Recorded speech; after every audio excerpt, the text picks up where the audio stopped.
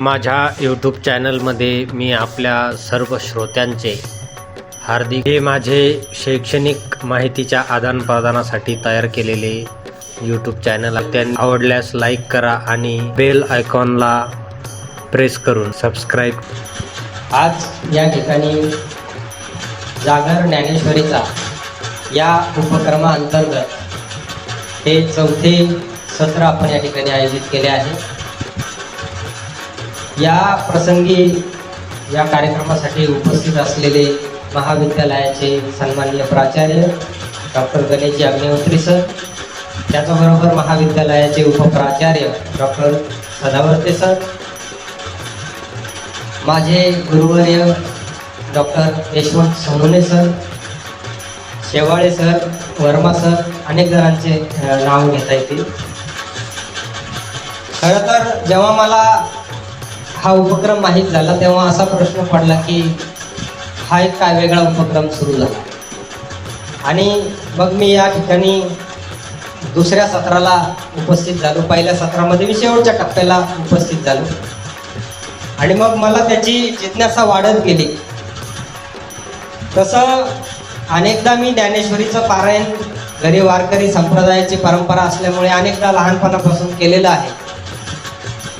पण केवळ पारायण करणं आणि ज्ञानेश्वरी समजणं, ती कळणं, हा भाग अत्यंत वेगळा आहे.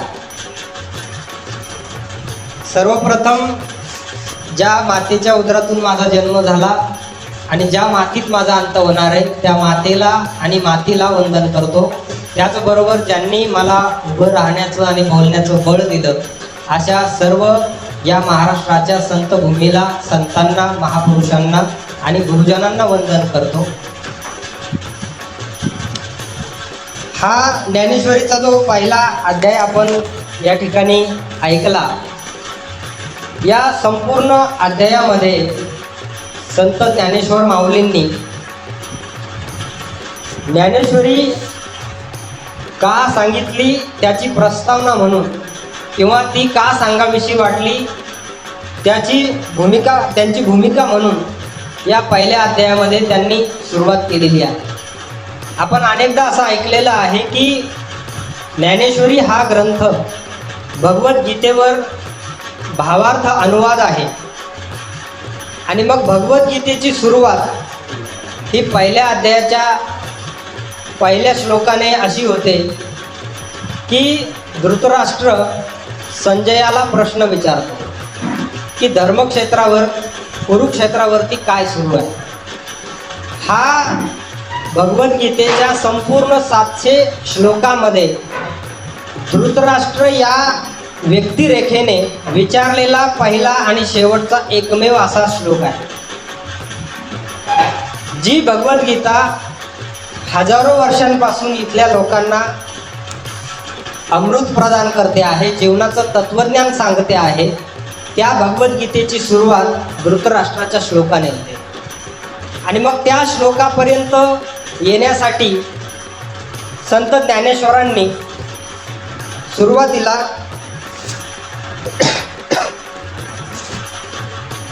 गणेशाचं वंदन केलं, आत्मरूपाचं वंदन केलं, सरस्वतींचं वंदन केलं आणि मग ते टप्प्याटप्प्याने पुढे गेले. आणि आज आपण जिथपासून या ओव्या श्रवण केल्या आहेत तिथे पहिल्या श्लोकाची सुरुवात होते. आता या अध्यायाकडे संपूर्णतः ज्ञानेश्वरीची प्रस्तावना म्हणून पाहिलं जातं की पुढे पूर्ण ग्रंथामध्ये काय आपल्याला ऐकायला भेटणार आहे त्याची जिज्ञासा निर्माण करण्याचं काम या पहिल्या अध्यायामध्ये झालेलं आहे. तर या पहिल्या अध्यायाच्या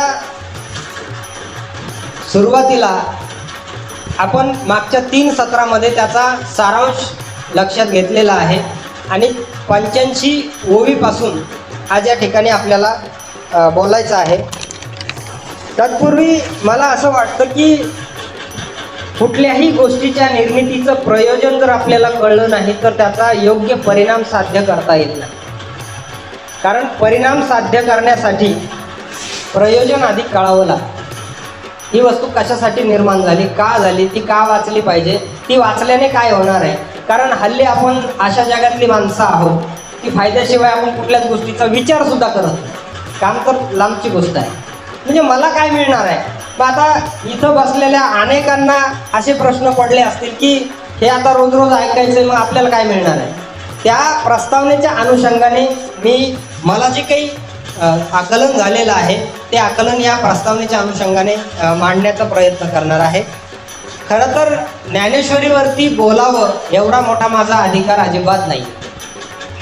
त्यातल्या त्यात माझी अडचण अशी झाली की सगळ्या गुरुजनांसमोर मला बोलण्याची संधी, आणि मला त्याच्यावरती मी जेव्हा काल सरांनी मला सूचनेचा एक स्क्रीनशॉट पाठवला तेव्हा मला प्रश्न पडला की ज्ञानेश्वरी वाचनपर्यंत ठीक आहे, पण प्रवचन, मी त्या शब्दामुळे थोडासा आणखी गडबडलो की प्रवचन करणे इतकी माझा अधिकार नाही आहे.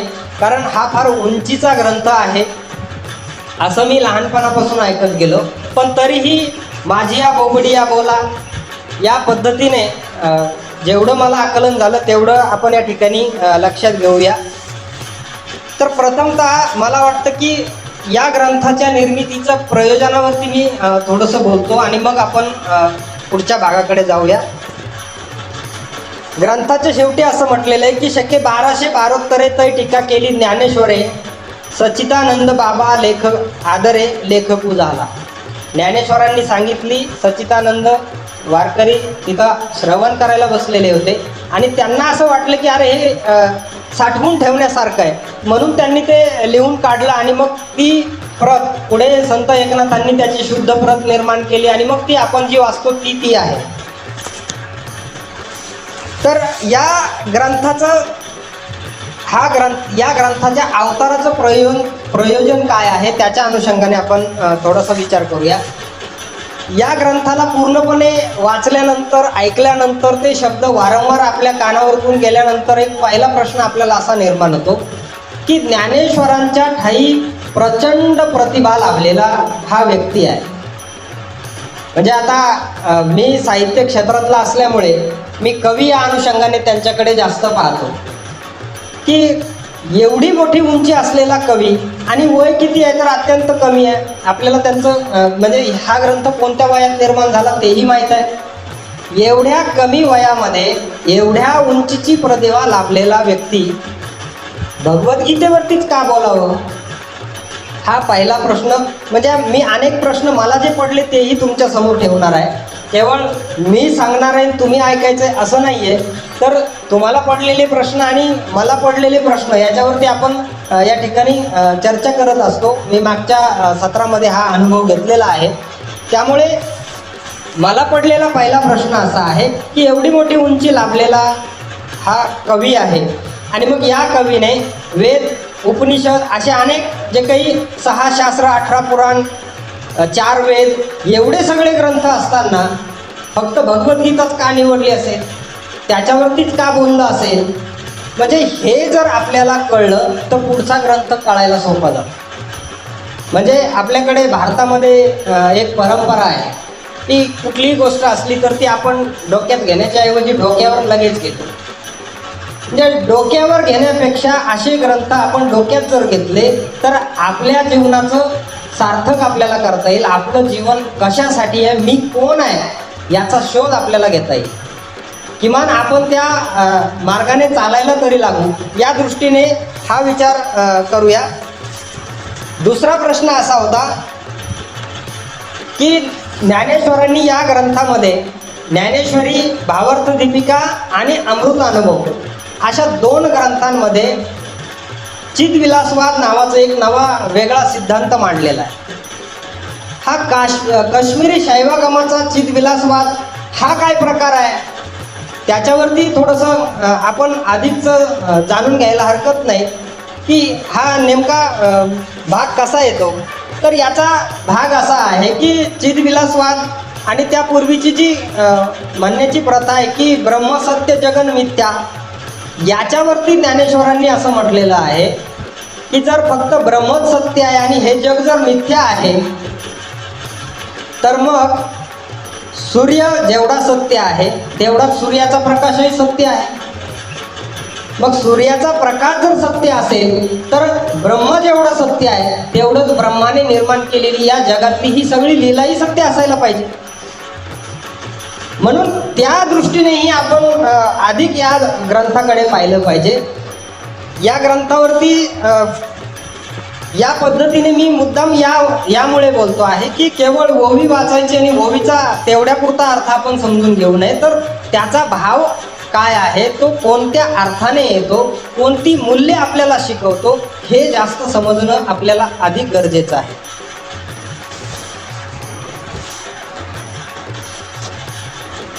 त्यानंतर पुढचा प्रश्न असा आहे की संस्कृत भाषा आणि संस्कृत भाषेमध्ये असलेलं जे तत्वज्ञान आहे, माणसाच्या जगण्याचं जे सूत्र आहे ते संस्कृत भाषेत वेदांच्या उपनिषदांच्या माध्यमातून मांडलेलं आहे. ते सामान्य माणसाला कळत नाही आणि मग ते समजावून सांगायचं आहे म्हणून ज्ञानेश्वरीची निर्मिती झाली असेल का, असाही एक प्रश्न आहे. तर त्या अनुषंगाने असं म्हणता येईल की श्री महेशान्वे संभूते निवृत्तीनाथ सुते श्री ज्ञानेदेवे गीते देशिकारलेने. मग हे साध्या लोकभाषेमध्ये गीतेचं तत्वज्ञान त्यांना आणायचं होतं म्हणून ज्ञानेश्वरी सांगितली असेल का, हा एक प्रश्न. पुढचा प्रश्न असा आहे की ज्ञानेश्वरी हा ग्रंथ दुय्यम तिय्यम दर्जावरती जातो.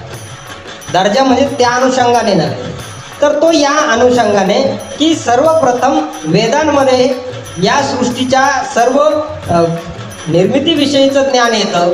मग ते वेदांच्या शेवटचा जो भाग येतो उपनिषदांचा, ज्याला आपण वेदांत म्हणतो, ते त्याच्यामध्ये जातं. मग तिथून पुढे ते भगवद्गीतेमध्ये जातं आणि भगवद्गीतेतून पुढे पुन्हा ज्ञानेश्वरीमध्ये. म्हणजे हे असं पाझरत जाणारं ज्ञान आहे. मग हे पाझरत जाणारं जे ज्ञान आहे, या ज्ञानाला इतक्या पुढच्या पातळीवरचा अनुवाद हा केवळ इथल्या लोकांच्या लोकभाषेतून लोकांना समजण्यासाठी केलेला आहे. आपल्याला एक ज्ञानेश्वरांचा चमत्कार, तसे 2-3 चमत्कार मानले जातात. त्यातला एक चमत्कार आपल्याला माहीत आहे की रेड्यामुखी वेद बोलविला. आता साधारणपणे आपली अडचण अशी आहे की भाषाशास्त्रामध्ये एक सिद्धांत आहे बघा, शब्दशक्ती नावाचा, की असं म्हटलेलं आहे की कुठल्याही शब्दाला 3 प्रकारच्या शक्ती असतात: वाचार्थ, लक्षार्थ आणि सूचितार्थ, ध्वन्यार्थ आपण त्याला म्हणतो.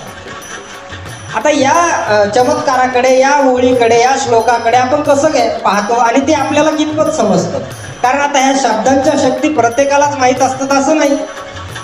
म्हणून होतं काय की रेड्यामुखी वेद बोलविला आणि मग कुठला तरी एखादा काल्पनिक चित्रकार येतो, रेडा येतो, ज्ञानेश्वरांची 4 भावंडे समोर येतात आणि वर वेदांचं चित्र येतं आणि मग पुढच्या पिढ्यांकडे ते तसं सांगितलं जातं की रेड्यामुखी वेद बोलविला. अनेक धार्मिक कीर्तनकारांच्या, प्रवचनकारांच्या विश्लेषणामध्ये सुद्धा हेच येतं की रेड्यासारख्या प्राण्यांच्या तोंडून वेद वदवून घेतला. त्याचा खरा अर्थ तसा नाहीये. तो शब्दांच्या 3ऱ्या शक्तीतून जर आपण समजून घेतला तर आपल्याला अधिक समजतं. रेडा ही प्रतिमा ज्ञानेश्वरांनी इथल्या सामान्य माणसासाठी वापरलेली आहे. त्याची मती मंद आहे, त्याला समजत नाहीये, ताकद खूप आहे, करण्याची उमेद आहे, सगळं आहे पण कळत नाही. अशा माणसाच्या तोंडातून वेदांचे शब्द, वेदांचं वचन, वेदांचे बोलायला लावलं लोकांच्या भाषेतून, म्हणजे रेड्यासारख्या लोकांच्या तोंडून वेद वदविला, असा त्याचा अर्थ आहे. हे अर्थ आपण यातले समजून घेतले पाहिजे. हे जर केवळ चमत्काराच्या दृष्टीने नाहीतर काय होतं, मग पुढच्या पिढ्यांकडे फक्त चमत्कारच जातो, त्याच्या मागचं सूत्र जातं. एक छोटी एक लोककथा या अनुषंगाने मला आठवते आहे की घरामध्ये एक वडील देवपूजा करायला बसलेले आणि त्या घरातली लहान 1-2 भावंडे ती खेळत आहेत आणि खेळता खेळता ती भावंडे पाहतात की वडील रोज देवपूजेला बसले की घरात पाळलेलं जे मांजर आहे ते जात्याच्या खुंट्याला बांधून टाकतात. आता हे ते मुलं रोज पाहतात. मग पुढे ते पिढ्यानपिढ्या ते सुरूच होतं. मग पुढे एका त्या पिढीतल्या एक व्यक्ती शिकतो आणि त्याला तो प्रश्न पडतो की अरे हे मांजर बांधण्याचा आणि देवपूजा करण्याचा काय संबंध आहे बा.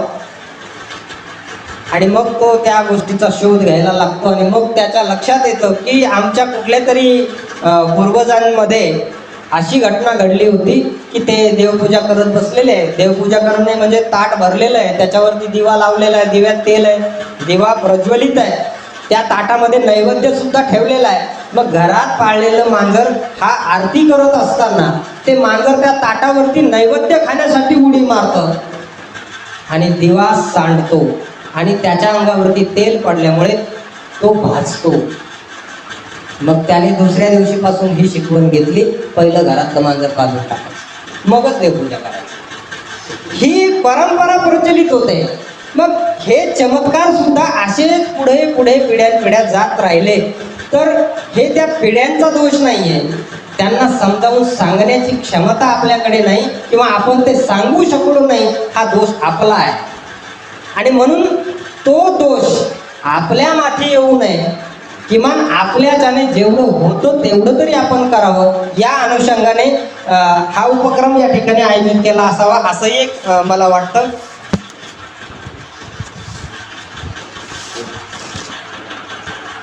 पुढचा माझा प्रश्न असा होता की गीतेचाच अनुवाद का केला असावा.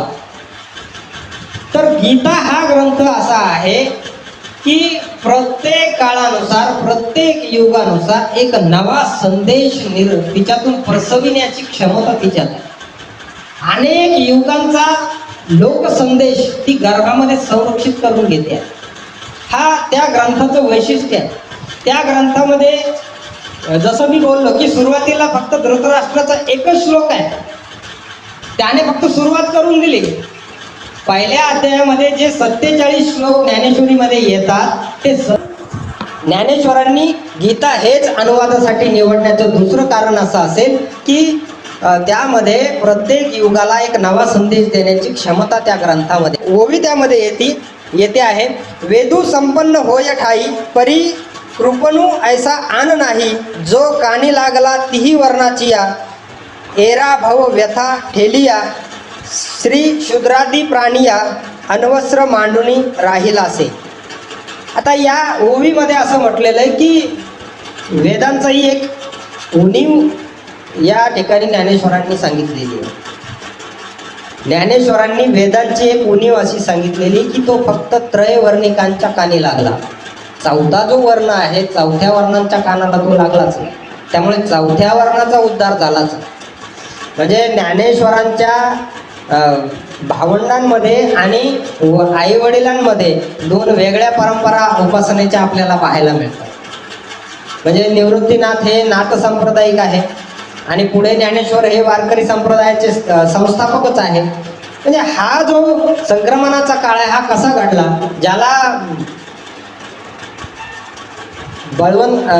पटवर्धन नावाचे लेखक आहेत त्यांच्या पुस्तकामध्ये असं म्हटलेलं आहे की ज्ञानेश्वरांनी खऱ्या अर्थाने आध्यात्मिक लोकशाहीचा पाया घातला. आध्यात्मिक लोकशाही म्हणजे काय, तर त्याचा संदर्भ हा आहे की हा फक्त त्रयवर्णिकांच्या कानी लागला. आणि मग चौथ्या वर्णाचं काय, जर गीतेमध्ये असं म्हटलं असेल की पृथ्वीवरची सगळीच माणसं सगळे जीव हे देवाचाच अंश आहे, तर मग चौथा वर्ण हा देवाचा अंश नाही का. आणि जर मग चौथा वर्ण हाही देवाचा अंश असेल तर मग त्याचाही उद्धार झाला पाहिजे, त्यालाही कैवल्य प्राप्ती झाली पाहिजे, त्यालाही मोक्ष मिळाला पाहिजे. आणि मग त्या चौथ्या वर्णासाठी ज्ञानेश्वरांनी काम करायचं ठरवलं. 3 वर्णांचा उद्धार ऑलरेडी झालेला आहे, त्यांच्या कानी वेद लागलेला आहे, त्यांना वेद समजला, ऐकला, त्यांना कळला. चौथ्या वर्णाचं काय, त्याच्या अनुषंगाने पुन्हा ज्ञानेश्वरींची निर्मिती झाली असू शकते असंही म्हणता येतं. त्यासाठी ज्ञानेश्वरांनी त्या ब्रह्माचं आणि ब्रह्म अंशाचं उदाहरण देताना असं म्हटलेलं आहे की जशी सुरुवातीला एक सांडपाण्याची नाली असते, ती नाली जशी नाल्याला जाऊन मिळते तेव्हा ती नाली राहत नाही, तो नाला होतो. हा नाला जेव्हा नदीत जातो तेव्हा तो नाला राहत नाही, ती नदी होते. आणि ती नदी जेव्हा समुद्रात जाते तेव्हा ती नदी राहत नाही, तो समुद्र होतो. आणि मग महासागरामध्ये जेव्हा गंगा यमुना सरस्वती अशा सगळ्याच नद्या येतात तेव्हा त्या नद्या राहत नाही, ते महासागर होते. मग त्या नद्या आपसांमध्ये भांडतात का? ते तू यमुनेचा आहे मी गंगेचा आहे असं म्हणतात का? ते त्यांचं अस्तित्व शिल्लक राहत नाही. तसं चौथ्या वर्णातल्या लोकांचं आणि 3 वर्णातल्या लोकांचं सगळ्यांचं अस्तित्व हे ईश्वर हे एकच आहे. त्याच्या ठाई जो मोक्ष मिळतो तोच आहे, त्याच्यापेक्षा वेगळं तिगळं काहीच नाही. पुढचा मुद्दा असा आहे ज्ञानेश्वरांचा की सर्वांना समान प्रतिष्ठा मिळाली पाहिजे आणि म्हणून ज्ञानेश्वरीची निर्मिती झाली असू शकते असंही म्हणता येऊ शकतं. सर्वांना समान प्रतिष्ठा म्हणजे काय? जसं आपण म्हटलो की आध्यात्मिक लोकशाही आहे. कोणताही व्यक्ती आहे त्या अवस्थेमध्ये नामस्मरण तो करू शकतो. कुठलाही आचार धर्म असा स्वतंत्रपणे त्याला सांगितलेला नाही. म्हणजे वारकरी संप्रदाय आजही एवढा लोकप्रिय असण्याचं काय कारण आहे? म्हणजे महाराष्ट्रामध्ये अनेक उपासना पंथ संप्रदाय निर्माण झाले. म्हणजे महानुभाव आहे, शैव आहे, वीरशैव आहे, त्यानंतर अनेक असे दत्त संप्रदाय आहे, समर्थ संप्रदाय आहे, अनेक संप्रदाय निर्माण झाले. पण वारकरी संप्रदायाचं स्थान हे आजही तेवढंच अढळ आहे लोकांच्या मनामध्ये. का आहे? तर त्याचं कारण हे आहे की वारकरी संप्रदायामध्ये सर्वांना समान प्रतिष्ठा दिलेली आहे. म्हणजे एकनाथांसारखा विद्वान पंडित जेव्हा पंढरपूरला जातात तेव्हा ते पहिल्यांदा चोखोबाचं दर्शन घेतात, त्या पायरीचं दर्शन घेतात. म्हणजे ही समान प्रतिष्ठा या संप्रदायामध्ये या ग्रंथाने लोकांना प्रदान केली. हेही एक त्याचं कारण असू शकतं. संत शेख मोहम्मद यांच्या योग संग्राम या ग्रंथाच्या प्रारंभीच 50 मुस्लिम संतांची नावाची यादी जोडली. आपल्याला एक 2-4 त्यातले माहीत असतात. 50 मुस्लिम संत. म्हणजे बघा आता ज्या धर्मामध्ये मूर्तीपूजा हा काफिरपणा मानला जातो त्या धर्मातले लोक स्वइच्छेने वारकरी संप्रदायामध्ये येतात आणि विठ्ठलाची पूजा करू लागतात. ही सगळी पुण्याई, सगळी किमया या ग्रंथाची आहे. या ग्रंथाने हे ज्ञानाचं दालन सर्वसामान्यांसाठी खुलं केलं आणि खऱ्या अर्थाने सामान्य माणसाला असं वाटलं की नाही हे खरंच आपलं आहे. म्हणून सामान्य माणसांमध्ये वारकरी संप्रदाय हा जास्त आपल्याला दिसून येतो. म्हणजे आता या अनुषंगाने एक साधं उदाहरण सांगता येईल की सावतामाळी शेतामध्ये काम करत असतात आणि रस्त्याच्या कडेला त्यांचं शेत आहे आणि त्या रस्त्याने दिंड्या जात आहेत, दरवर्षी जात आहेत. ते रस्त्यावरती जातात, पंढरपूरला जाणाऱ्या सगळ्यांना नमस्कार करतायत आणि सांगतायत की पांडुरंगाला माझा नमस्कार पोचवा. दिंडीतले काही लोक म्हणतात हो पोचवतो, पोचवतातही. पण न राहून त्या दिंडीमधल्या एका माणसाला प्रश्न पडतो, तुम्ही रोज इथूनच एवढ्या 35-40 किलोमीटरवरती पंढरपूर आहे आणि तरी तुम्ही पंढरपूरला न जाता आमच्याकडे पांडुरंगाचा निरोप, तुमचा निरोप पांडुरंगाला द्यायला सांगता, असं का बरं? तर त्यावेळेस संत सावतामाळी असं म्हणतात की कांदा मुळा भाजी अवघी मिठाई माझी. जे कर्म या ईश्वराने मला प्रदत्त केलं आहे तेच कर्म मी ईश्वरा समान मानतो. ते कर्मच माझं ईश्वर आहे. मला पंढरपूरला जाण्याची गरज नाही. माझ्या शेतात जे कर्म मी करतोय तेच विठ्ठल आहे. म्हणून जे जाणारे आहेत ते वेळेत असं होत नाही. तुम्ही आहे त्या ठिकाणी जे कर्म करताय त्या कर्माला ईश्वरा समान जर मानलं तर ते सुद्धा तुम्हाला मोक्ष प्राप्तीच्या मार्गावरतीच घेऊन जाते. कारण अंतिम शोध जो माणसाचा आहे, सगळी माणसं जगातली कुठे पोहोचणार आहे आणि कशाचा शोध घेत आहेत? तर सुखाचा शोध घेत आहेत, समाधानाचा शोध घेत आहेत. आणि ते समाधान सुख पैशाने मिळत नाही, ते बाजारात मिळत नाही. मोबाईलच्या गुगल प्ले स्टोअरवरती त्याचं ॲप नाही आहे, इन्स्टॉल केलं झालं मी सुखी, असं होत नाही आहे. त्याचा शोध सगळी माणसं घेत आहेत, पण त्याचा शोध आपण घेतोय हेच आपल्याला कळत. म्हणजे पैसा कमवायचा कशासाठी? सुख मिळवायचं. घर पाहिजे मोठं, कशासाठी? सुख मिळवायचं. हे सगळं सुखासाठी आहे, पण सुख आहे का? सुख मिळत नाहीये. सुख हे अंतिम शोध आहे माणसाचा, आणि ते सुख जर तुम्हाला मिळवायचं असेल तर तुम्हाला तुमच्या षडरिपूंवरती नियंत्रण मिळवता आलं, आणि ते षडरिपूंचं नियंत्रण हे फक्त या ग्रंथांमध्येच आपल्याला मिळतं, ते बाजारात कुठेही मिळत नाही.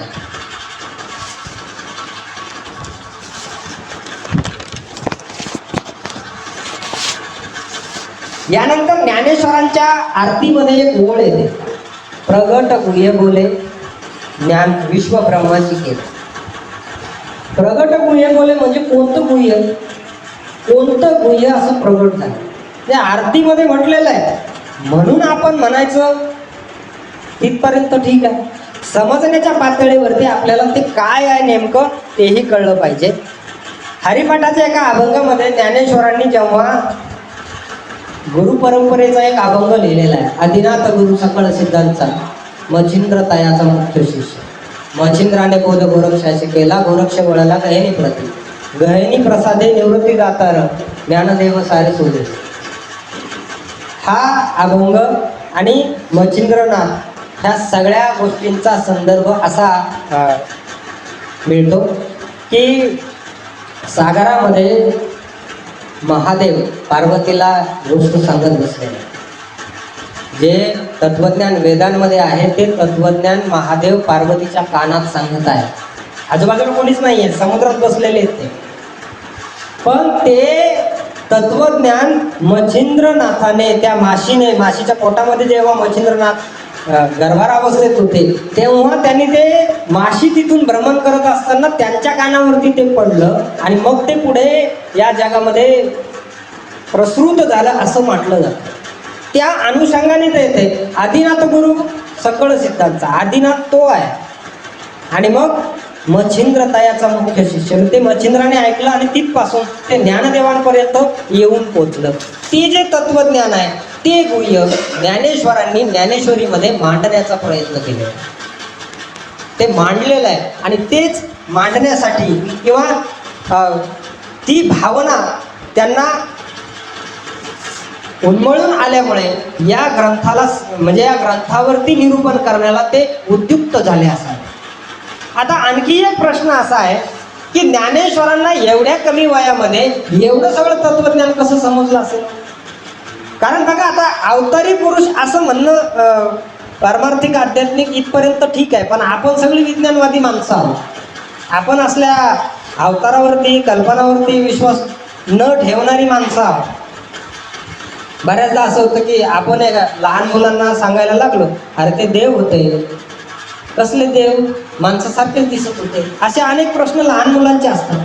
म्हणून अवतारी पुरुष होते असं म्हणण्यापुरतं ठीक आहे. एवढं सगळं तत्वज्ञान ज्ञानेश्वरांना समजलं कुठून, आलं कुठून? मग ते तरी सुद्धा ज्ञानेश्वरांची लीनता, ज्ञानेश्वरांचं लहानपण, ज्ञानेश्वरांच्या ठाई असलेली नम्रता ही प्रचंड मोठी आहे. कारण एक आपल्याकडे सुभाषित आहे बघा, विद्या विनयन शोभते. प्रकांड पंडित असेल पण जर नम्रता त्याच्या अंगी नसेल तर ती विद्या त्याला शोभून दिसत. मग ज्ञानेश्वरांकडे एवढी मोठी विद्वत्ता आहे, एवढी मोठी कल्पकता आहे, म्हणूनच त्यांच्या अंगी एवढी नम्रता. कारण संत तुकारामांनी असं म्हटलेलं आहे, महापुरे येती तेथे लवाळे वाचते. जो नम्र झाला तोच या जगामध्ये उभा राहू शकतो. तो ताटमाने ज्याचा कणा वाकत नाही तो माणूस फार दिवस ताटमानेने उभा राहू शकत नाही. नम्रपणा त्याच्या अंगी असलाच पाहिजे, तरच तो मोठा होऊ शकतो. म्हणून ही नम्रता, ही विद्वत्ता ज्ञानेश्वरांकडे कुठून आली असेल तर ज्ञानेश्वरांचे आईवडील जे आहे त्यांचा इतिहास आपल्याला फार शॉर्टमध्ये दाखवला जातो, सांगितला जातो. कारण मुख्य चित्रपट हा ज्ञानेश्वरांचा पुढा आहे. आईवडिलांचा पाठ हा तितकाच महत्त्वाचा आहे जसं शिवाजी महाराजांच्या स्वराज्यामध्ये संतांचं कार्यभार महत्त्वाचा आहे. कारण ती सांस्कृतिक पार्श्वभूमी आहे. ती पार्श्वभूमी नसेल तर ते डायरेक्टली स्वराज्य उभं राहू शकलं नसतं.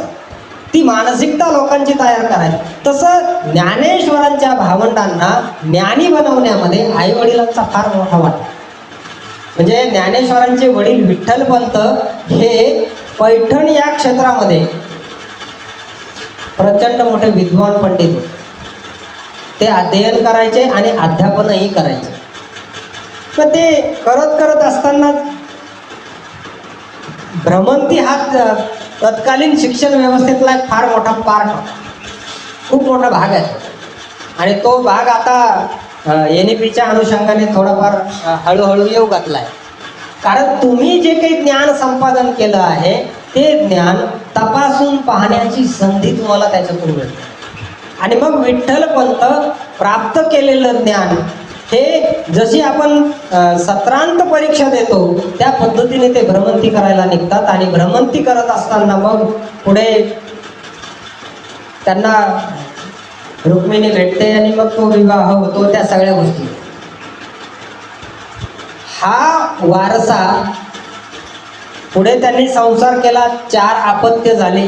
तोपर्यंत त्या अपत्यांमध्ये त्या घरांमध्ये ती परंपरा जी जिवंत होती, त्या परंपरेतून या बालकांकडे हे सगळं ज्ञान खोपीमध्ये जाऊन बसलेले आणि ताटे आतून बंद करून घेतलेली आहे. मुक्ताई येते आहे, तिला समजत नाही की माझा दारा कुठे गेलेला आहे. आणि मग त्या परिस्थितीमध्ये तो अभंग निर्माण झाला. हा प्रसंग वारंवार आपल्याला सांगितला जातो. त्याचा संदर्भ मी तुम्हाला सांगतोय. त्या अभंगाच्या काही ओळी सांगतो आणि मग त्याचा संदर्भ आपण घेऊया. मजवरी दया करा ताटी उघडा ज्ञानेश्वरा, संत जन व्हावे जग बोलणे सोसावे, विश्व जाहले वंदी संत व्हावे पाणी, विश्वपट ब्रह्मदोष ताटी उघडा, विश्वपट ब्रह्मदोरा ताटी उघडा ज्ञानेश्वरा. अशा पद्धतीचे ते अभंग आहेत. आता या छोट्याशा मुक्ताईने ही जी विनवणी दादासाठी लिहिलेली आहे, त्या विनवणीमध्ये ज्ञानेश्वरांना काय उपदेश केलेला आहे, साधारण अर्थ त्याचा असा आहे. संत जग व्हावे जग बोलणे सोसावे. म्हणजे तुम्हाला जर संत व्हायचं असेल, संतत्व यायचं असेल, तर ह्या सगळ्या गोष्टी सहन केल्या पाहिजे. ती सहनशीलता तुम्ही निर्माण केली पाहिजे.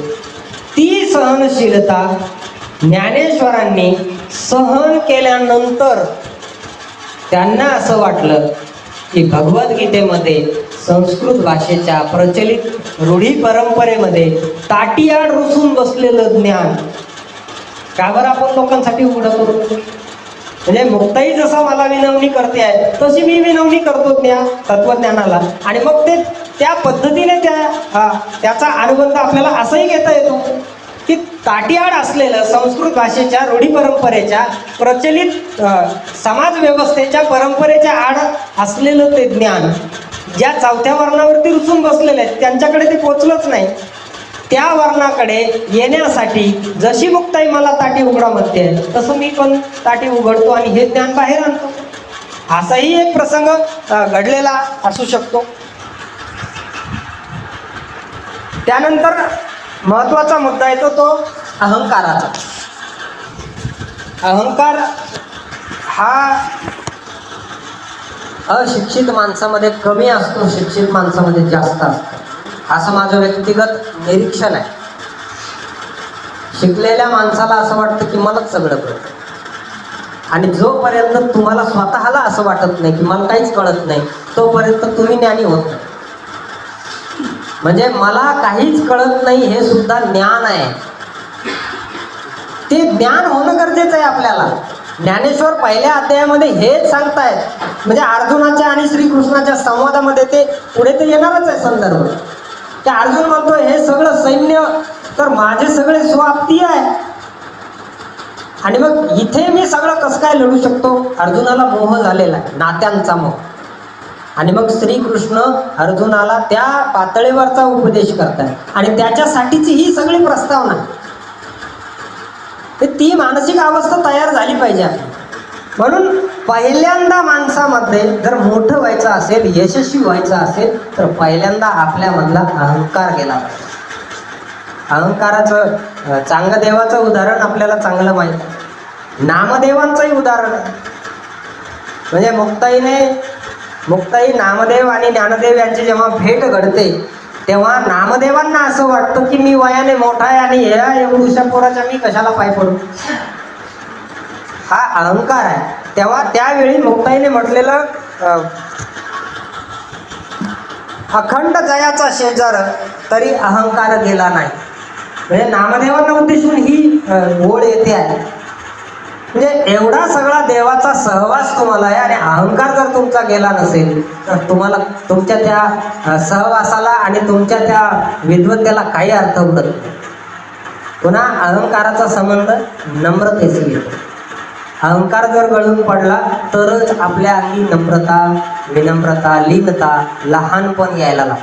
म्हणजे संत तुकाराम तर म्हणतात की लहानपण देगा देवा मुंगी साखरेचा रवा, ऐरावत रत्न थोरता या अंकुशाचा मार. तुम्ही जेवढं स्वतःला मोठं म्हणायला जाल तेवढ्या यातना तुमच्या पाठोपाठ येणार आहे. आणि मग नेमकं आपल्याला तेच तर नको आहे. यातनांपासून तर मुक्ती हवी आहे, मग मोठे पण कशाला हवं आहे. यातना नको असतील तर मोठे पण नको. आणि मोठे पण जर आपण घेतलं नाही तर आपण सदा सर्व सुखी राहू शकतो. म्हणजे हल्लीच्या माणसांना लोभ इतका वाढलाय की त्याच्याकडे ते आहे तर मग मला पण असलं, त्याने असं केलं तर ते मला पण, मी पण केलं पाहिजे. ह्या सगळ्या गोष्टींचा विचार करण्याची गरज आपल्याला आज निर्माण झालेली. म्हणून अहंकाराच्या अनुषंगाने आपण हे उदाहरण या ठिकाणी लक्षात घेतलं. आता आपण आपल्या या मूळ विषयाकडे येऊया. आता ज्या ओव्या आपण या ठिकाणी ऐकल्या त्या ओव्यांमध्ये असं म्हटलेलं आहे की धर्मक्षेत्रावरती कुरुक्षेत्रावरती दोन्ही बाजूचं सैन्य उभं आहे. आता एक साधी कल्पना करा, जे सैन्य, रथी, महारथी, योद्धे, सेनापती हे सगळे त्या ठिकाणी हजर झालेले आहेत. म्हणजे आता ते युद्धाची इच्छा मनात घेऊनच आलेले आहेत. मला लढायचं नाही पण उगाच जाऊन पाहतो काय तिथं चाललं तर, असं तर कुणी गेलं नसेल. सगळ्यांच्या मनामध्ये लढण्याची इच्छा आहे, लढण्यासाठीच तिथं आलेले आहे. आणि मग धृतराष्ट्राला हे माहीत झालेलं आहे की सगळे आता युद्धासाठी तयार झालेले आहेत आणि आज युद्धाचा शंखनाद होणार आहे. धृतराष्ट्राला प्रश्न पडतो, अरे आता तो दृष्टीने अंध आहे पण तो अज्ञानाचं प्रतीक आहे. म्हणजे बघा, प्रतिकात्मक आपण या व्यक्तिरेखांकडे जर पाहिलं तर आपल्याला बराच अर्थ समजायला लागतो. अज्ञान आहे. आता बघा, भगवद्गीतेची सुरुवात ही धृतराष्ट्राच्या बोलण्याने होते आणि धृतराष्ट्र हा अज्ञानाचं प्रतीक आहे. अंधकार आहे, अंधळा आहे म्हणजे अंधार आहे. अज्ञानाचा हा अंधाराचा संदर्भ येतो. म्हणजे अज्ञानाने सुरुवात झालेली आहे भगवद्गीतेची. अज्ञानातून ज्ञानाकडे जायचं आहे आणि ज्ञानातून मग प्रज्ञानाकडे प्रवास करायचा. हा सगळा प्रवास, पुढचे जे श्लोक आहेत त्या सगळ्या श्लोकांमध्ये श्रीकृष्ण आणि अर्जुन या दोघांचाच संवाद आहे. आता दोघांचाच संवाद आहे म्हणजे भगवद्गीतेमध्ये सगळं युद्धाचं वर्णन आहे असं नाही. भगवद्गीतेमध्ये फक्त अर्जुनाला पडलेल्या प्रश्नांचं उत्तर आहे. आता आपल्याही मनामध्ये असे असंख्य प्रश्न आज निर्माण झालेले आणि या सगळ्या प्रश्नांचं उत्तर भगवद्गीतेत सापडतं असं आपण अनेकदा ऐकलेलं आहे. म्हणजे अनेकदा आपण असं ऐकतो की हे ज्ञानेश्वरी असेल किंवा भगवद्गीता असेल हे माणसांच्या सगळ्या प्रश्नांची उत्तरं देणारे ग्रंथ आहे. सगळ्या प्रश्नांची उत्तरं देतात पण कधी लक्षार्थाच्या, ध्वन्यार्थाच्या पातळीवरती, सूचित अर्थाच्या पातळीवरती आपण जेव्हा ते समजून घेतो तेव्हा देतात. नाहीतर मग आपल्यापर्यंत फक्त चमत्कारच आहे. मग रेड्यामुखी वेद बोलविल्या कशी अवस्था आपली होऊ. म्हणून त्यातल्या काही गोष्टी आपण प्रतिकात्मक पद्धतीने थोड्याशा लक्षात घेऊया.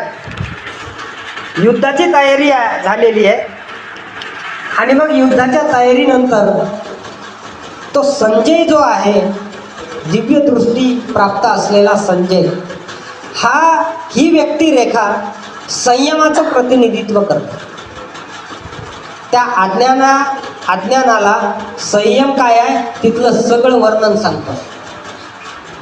आणि वर्णनामध्ये काय सांगतोय की या सैन्याच्या बाजूमध्ये हे रथी महारथी उभे आहेत, त्या बाजूने हे युद्धासाठी रणांगणात आलेले आहेत.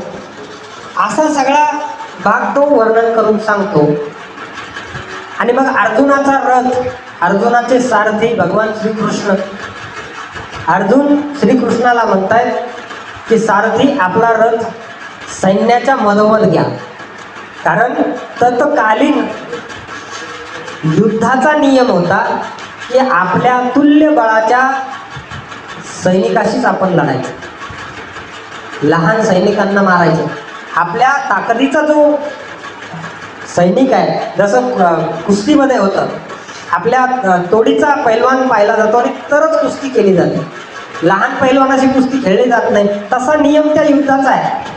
आणि मग त्या रणांगणामध्ये माझ्या ताकदीचा कोण आलेला आहे हे बघण्यासाठी अर्जुन श्रीकृष्णाला म्हणतायत की रथ आपला मधोमध घ्या, म्हणजे मला सगळे पाहता येतील इथं कोण कोण आले. आणि जेव्हा रथ मधोमध जातो तेव्हा अर्जुनाला अचानक असा मोह गैरवरून येतो. अरे हे सगळे पाहिल्यानंतर हे तर सगळे माझे आप्तसुखी आहे, आणि मग मी यांच्यासोबत कसं लढू शकतो, यांना मी कसं मारू शकतो, इथपर्यंतचा प्रश्न तो नाही आहे, त्याचा पुढचा प्रश्न आहे. कारण अर्जुन काय असा सहज आलेला योद्धा नाही आहे. म्हणून अर्जुनाला पुढचे प्रश्न पडत आहेत की मी आप्तसुखीयांना जर मारलं तर यांच्या मृत्यूचं, यांच्या रासाचं पाप मला लागेल, आणि हे आमच्याच वंशाचे आहे, म्हणजे कुलवंशाचं पाप सुद्धा मला लागेल, आणि मग मला नरकात जावं लागेल. ही भीती अर्जुनाच्या मनामध्ये निर्माण झाली.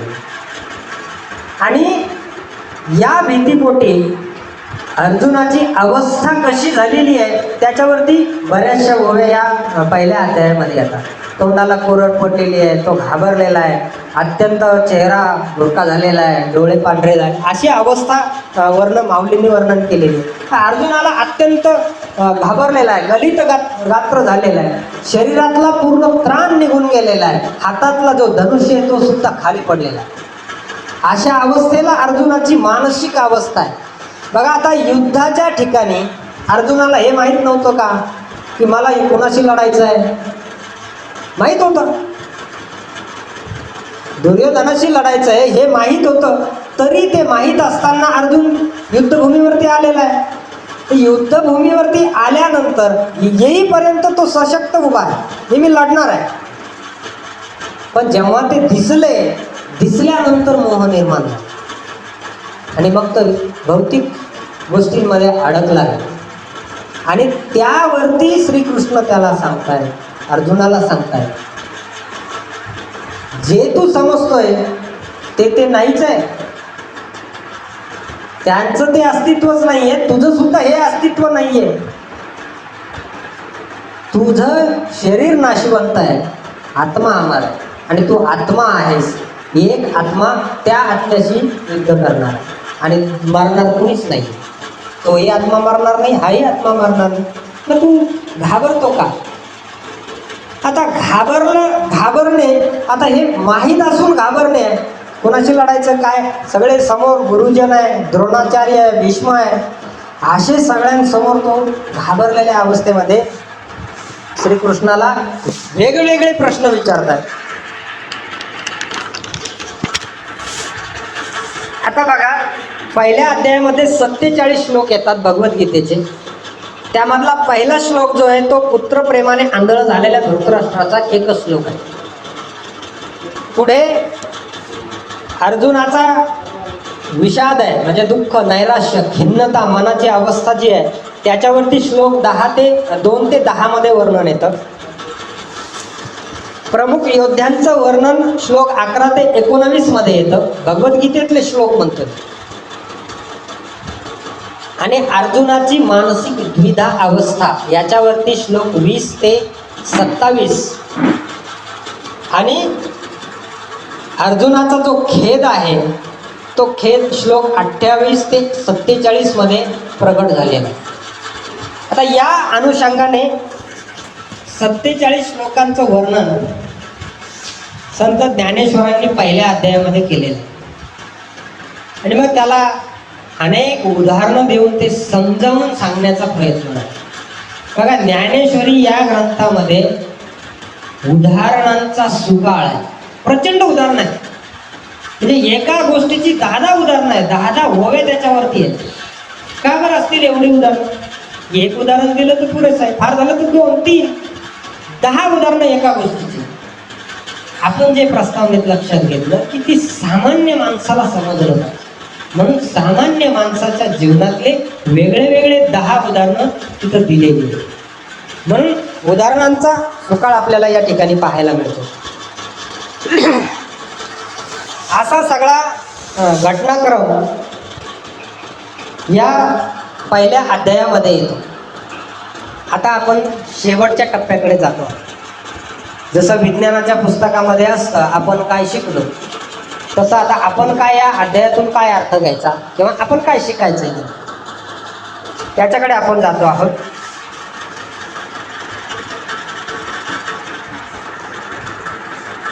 आता हा मुद्दा याच्यामुळे या चर्चेला मी घेतलेला आहे की केवळ घटनाक्रम किंवा सणावळ्या हे समजून घेणे म्हणजे इतिहास समजणे नसतं. त्याचा कार्यकारण भाव आपल्याला समजला पाहिजे. तो कार्यकारण भाव आपल्याला या घटनांच्या माध्यमातून समजून घ्यायचा आहे. ते अर्जुनाला मोह झाला आणि मोह झाल्यामुळे भ्रम निर्माण झाला. भ्रम कशाचा? पाप लागण्याचा भ्रम. मला सगळं या लोकांच्या मरण्याचं पाप लागणार आहे, कुळाचा नाश करण्याचं पाप मला लागणार आहे, आणि हे एवढं सगळं पाप मी कसं काय झेलू शकतो, असा भ्रम त्याच्यामध्ये अर्जुनांच्या मनामध्ये निर्माण झाला. पुढची गोष्ट आता फक्त मुद्दे सांगतो आणि मग पुन्हा आपण त्याच्या चर्चेवरती जाऊया.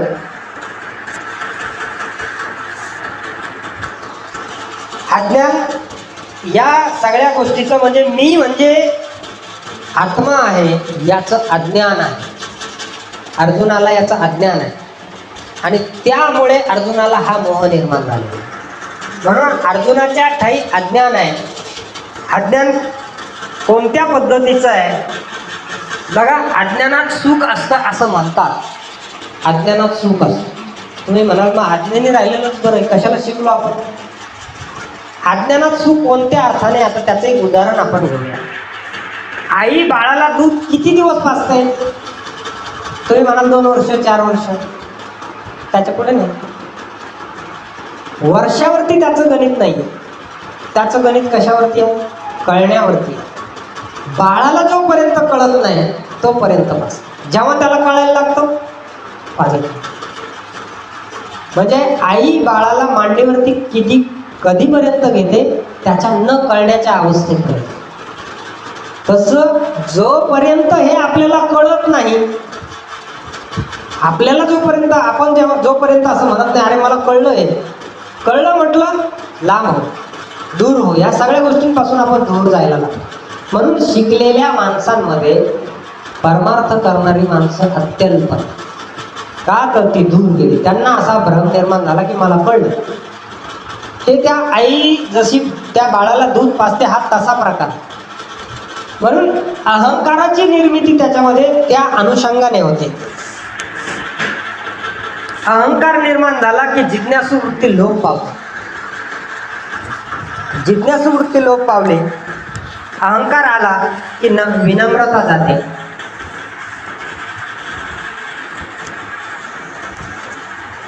नाते संबंधाची गुंतागुंत, मानसिक स्तरावरचा संघर्ष, त्याचबरोबर नैतिकता, पापाची भीती, अशा सगळ्या काही महत्त्वाच्या मुद्द्यांवरती या अध्यायामध्ये हे मुद्दे काही महत्त्वाचे आहेत. नातेसंबंधाची गुंतागुंत ही कशी आहे? जसं आपण म्हटलं की ते सगळे आप्तसुखी आहेत. समोर कौरव जरी उभे असले तरी ते त्याच वंशातले आहे, त्याच कुळातले आहे. म्हणून ते अर्जुनाचे भाऊच आहे. भावाभावांमध्ये चाललेलं हे युद्ध आहे.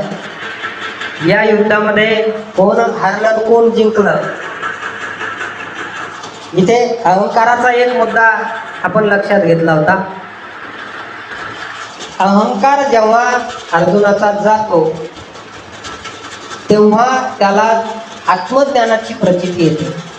आत्मज्ञान जेव्हा अर्जुनाला होतं तेव्हा मनाने खचलेल्या, हरलेल्या, धनुष्य टाकलेल्या अर्जुनाला त्या महायुद्धाचा सर्वोत्कृष्ट योद्धा म्हणून शेवटच्या टप्प्यामध्ये आपण ते सगळा पार्ट पुढे पाहतो. म्हणजे हा मनाने पूर्णतः शून्य झालेला एक व्यक्ती त्या युद्धाचा सर्वश्रेष्ठ योद्धा ठरतो. कशामुळे? जिज्ञासा जिवंत झाली, जाणून घेतलं, श्रीकृष्णाने जे सांगितलं त्याच्यावरती विश्वास ठेवला, त्याच्यावरती श्रद्धा ठेवली. आता हल्ली आपला विश्वासही नाही, श्रद्धाही नाही, कोण खरं सांगतं तेही कळत नाही.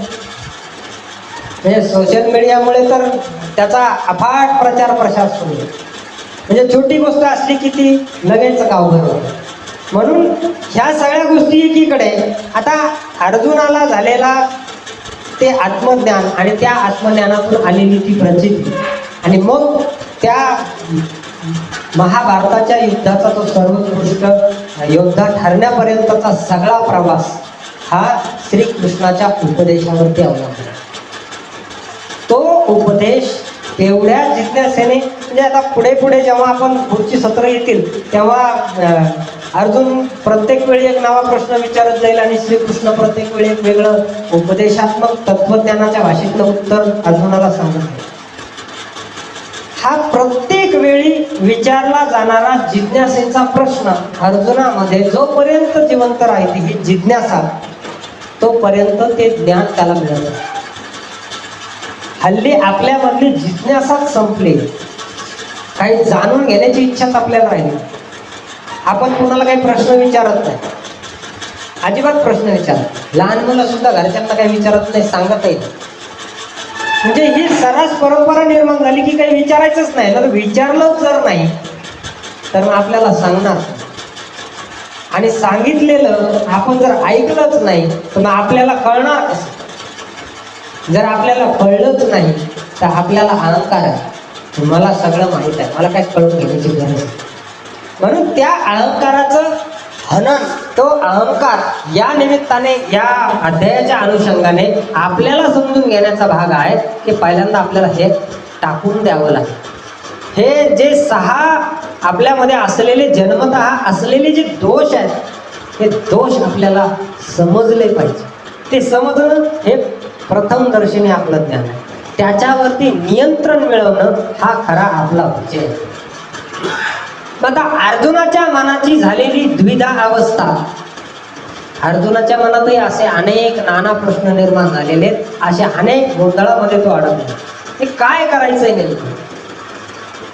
युद्ध करायचं की नाही करायचं? अर्जुन एक वेळ असंही म्हणतो की जर एवढं सगळं पाप करून हे राज्य मला मिळणार असेल, असली राजगाठी मला नको, त्यापेक्षा मी युद्धामधून निवृत्त होतो, शस्त्र संन्यास घेतो, नको मला हे सगळं. इथपर्यंतची अवस्था. आपल्याही जीवनामध्ये असे प्रसंग अनेक येतात, आपल्याला वाटतं नकोच हे सगळं, यामध्ये काहीही खरं नाहीये. अशा मानसिक अवस्थेमध्ये हा अध्याय, हा प्रसंग, हे जे श्लोक आहेत हे आपल्या मनाला प्रेरणा देण्याचं, उभारी देण्याचं काम करतात. यामधून आपण ही शिकवण घेऊ शकतो की मानसिक अवस्था कशी असते. त्याच्याही पलीकडचं शेवटचं उत्तर आपल्याला असंही या ग्रंथात सापडतं की हे जे काही माझ्या समोरचे प्रश्न निर्माण झालेले आहेत, आता पोराची एवढी फीस भरायची, पोरीचं लग्न करायचंय, याचं एवढं कर्ज झालं, त्याचं तेवढं कर्ज झालं, शेतात उत्पन्न झालं नाही, हे इकडं खर्च विनाकारण खर्च गेला, आरोग्यावरती एवढा खर्च झाला, असे सगळे प्रश्न निर्माण झालेले आणि आपल्याला उत्तरच सापडत नाही की आता काय करायचं. शेवटचं उत्तर रामबाण उपाय आहे. त्याच्यावर काय उपाय आहे माहित आहे? अरे हे सगळं आपलं नाहीच आहे, हे प्रश्नही आपले नाही, हे पोरही आपले नाही, काय घेणं देणं. तर तुमचं मन सुखी होऊ शकतं. तुम्ही जर म्हटलं की हे सगळं माझंच आहे, मग नाही, मग तुम्हाला कोणी तारू शकत, तुम्हाला सुखाची प्राप्ती नाही होत. तुम्हाला हे सगळं सोडावं लागेल. मग आता आपण काय नाथ संप्रदायिकांसारखे हिमालयात जाऊन मोक्ष प्राप्ती करणार नाही. आपण वारकरी संप्रदायामधले आहे. आणि वारकरी संप्रदाय असा म्हणतो की संसारामधूनही तुम्हाला भवसागर तरता येतो. मग त्याच्यासाठी एक साधा मूलमंत्र कोणता आहे? तुमच्या षडरिपूंवरती नियंत्रण मिळवा.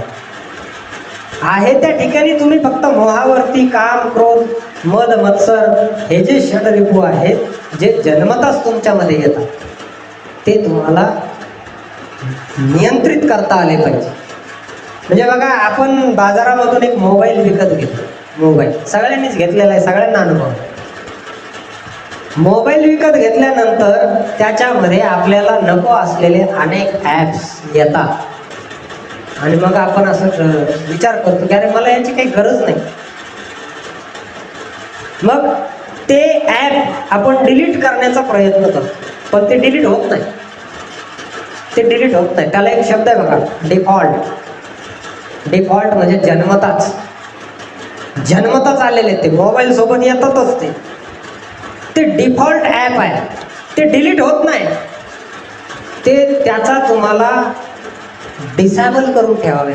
इनेबल आणि डिसेबल असे दोन ऑप्शन मोबाईलच्या गुगलच्या त्या ॲपमध्ये येतात बघा. ते डिसेबल करावं लागतात. इनेबल म्हणजे सक्रिय, डिसेबल म्हणजे निष्क्रिय.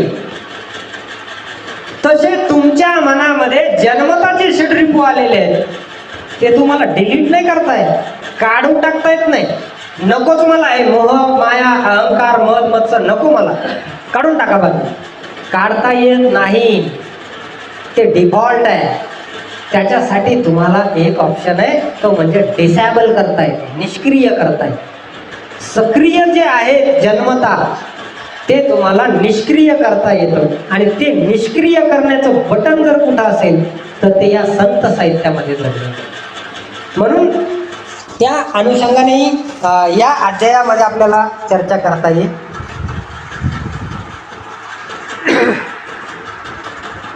मानसिक संघर्षाला कसं तोंड द्यायचं त्याची शिकवण आपल्याला या अध्यायामध्ये मिळते.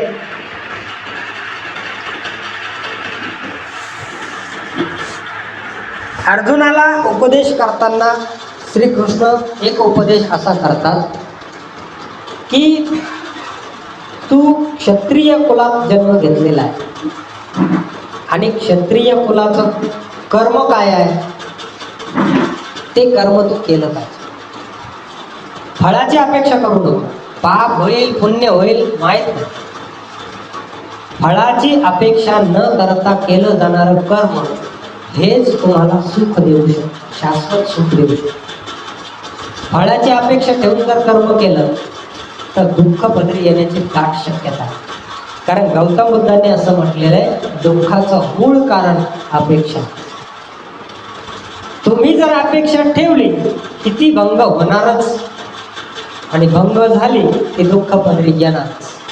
म्हणून श्रीकृष्ण अर्जुनाला असा उपदेश करतायत की तू क्षत्रिय कुलामध्ये जन्माला आलेला आहे आणि मग तुझं कर्तव्य फक्त युद्ध करणं एवढं आहे.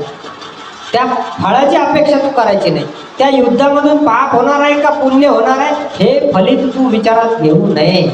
हे फलित विचारात न घेता तू कर्म करण्याचं काम करत राहील. हा कर्मयोगाचा सिद्धांत या अध्यायामध्ये आपल्याला हे कर्म करण्याचं काम तू करत राहा, फळ जे मिळायचं ते मिळत राहील. म्हणजे कर्माला ईश्वर मानणं आणि कर्म करत राहणं हे दोन गोष्टी आपल्याला या अनुषंगाने मिळतात. एक शेवटचे 2 मिनिटं तुमचे घेतो. बघा, संस्कृतमध्ये एक श्लोक आहे, इदम शरीरम कौंतेय क्षेत्रमित्य विधीयते. याचा अर्थ असा होतो की जेव्हा तुमचं मन, तुमची सगळी शक्ती ही दैवाच्या अधीन होते, तुमचं मन हे देवाच्या नादाला लागतं, तेव्हा ते धर्मक्षेत्र असतं. आणि जेव्हा तुम्ही भौतिक गोष्टींमध्ये तुमच्या मनाला गुंतवता तेव्हा ते कुरुक्षेत्र निर्माण होतं. तुम्हाला अनेक गोष्टीचे संघर्ष तिथं पाहायला मिळतात. म्हणून फक्त जाताना त्या पात्रांच्या प्रतिकात्मक गोष्टींचा उल्लेख करतो. धृतराष्ट्र हा अज्ञानाचं प्रतीक म्हणून आपण समजून घेतलं पाहिजे. संजय हा संयम आणि धैर्याचं प्रतीक म्हणून समजून घेतलं पाहिजे. दुर्योधन हा विकार वासनेचा मोह या अनुषंगाने समजून घेतलं पाहिजे. आपण बऱ्याचदा असं होतं बघा, आपण चित्रपट पाहतो, चित्रपटाची कथाच आपल्याला माहीत राहते, त्यातला आशय आपल्याला फारसा लक्षात राहतो. तसं या महाभारताच्या बाबतीमध्ये होतं. दुर्योधनाने काय केलं, अर्जुन काय म्हटला, भीम काय म्हटला, भीष्म काय करत होते, धृतराष्ट्र काय म्हटला, ह्या सगळ्या घटना आपल्याला माहिती आहे प्रतिकात्मक रूपाने. ते सगळं महाभारत माझ्या शरीरामध्ये सुरू आहे, माझ्या शरीरात सगळं महाभारत सुरू आहे. ते मला कळलं पाहिजे. ते समजण्यासाठी हे समजलं तर माझ्या शरीरातलं महाभारत मला कळलं. माझं मन आणि बुद्धी या दोघांमध्ये चाललेला वारंवारचा संघर्ष मला कळला पाहिजे. बुद्धी ही विवेकी असते, मन हे चंचल आहे, कुठेही जातं, कुठेही अडकतं, कशातही अडकून बसतं. मोह माया, मद मत्सर, क्रोध, लोभ ह्या सगळ्या भावना मनामध्ये निर्माण होतात. बुद्धीचं काम फक्त विचार करणे एवढंच आहे.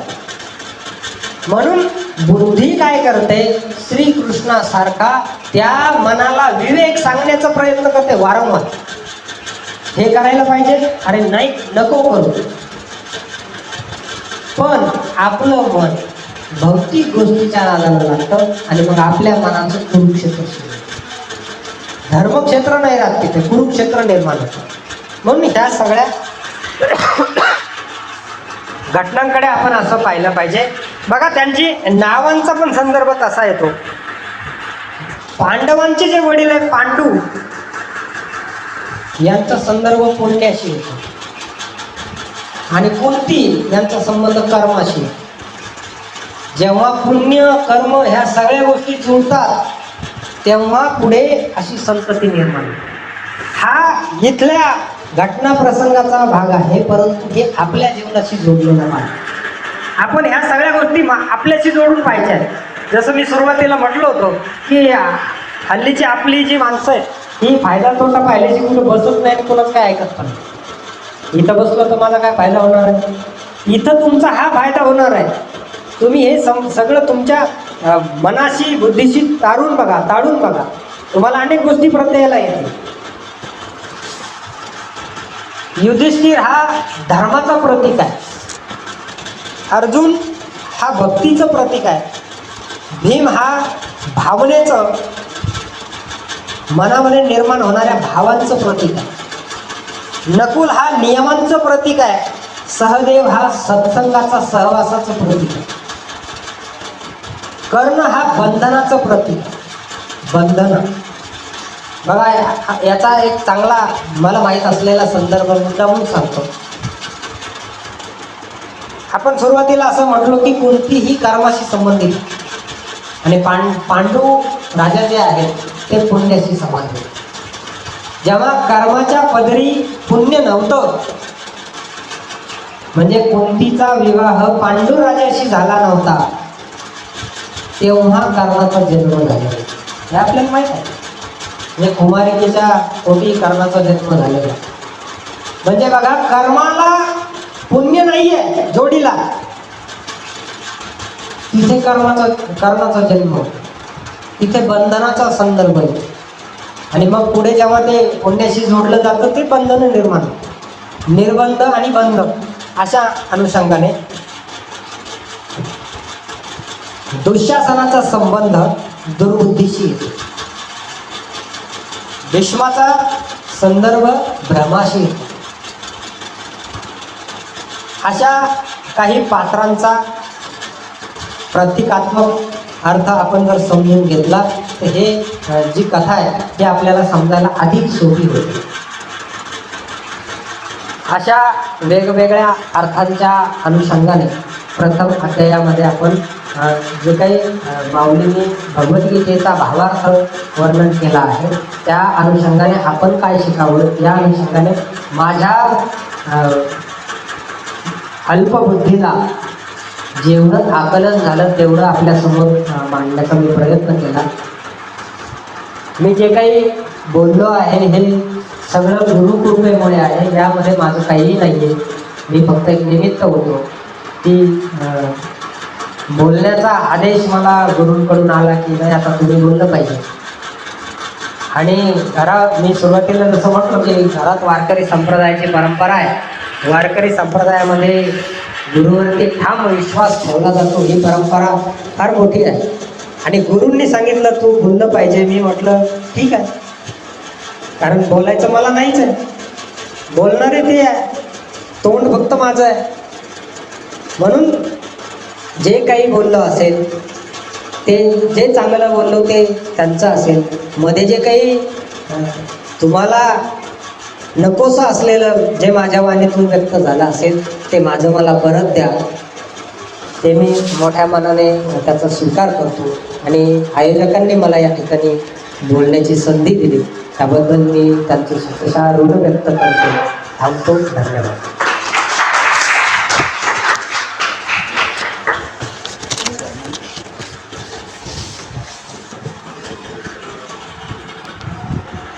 डॉक्टर ओगले सरांनी अत्यंत छान असं विवेचन या ठिकाणी आपल्यासमोर केलं. खरं तर हा पूर्ण अध्याय जो आहे आज संपवा यासाठी की वर्षभरात